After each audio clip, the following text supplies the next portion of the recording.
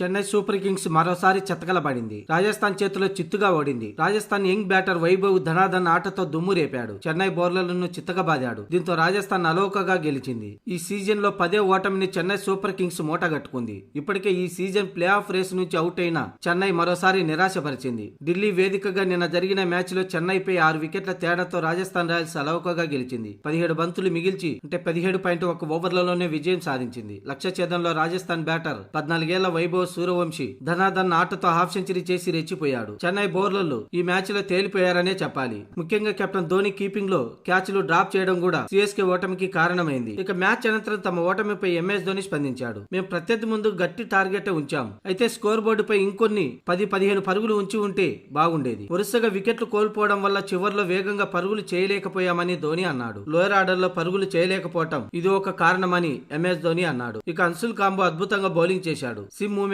లేకపోవడంతో స్వింగ్ రాబట్టలేకపోయాడు. కానీ అతను చాలా వేగంగా బౌలింగ్ చేశాడు. అలాగే మా పవర్ ప్లే మాకు బలహీనంగా ఉంది. ఇవన్నీ మేము మెరుగుపరుచుకోవాల్సిన అంశం. ఇక ఈ సీజన్ లో మాకు ఏది కలిసి రాలేదు అంటూ ధోని చెప్పుకొచ్చాడు.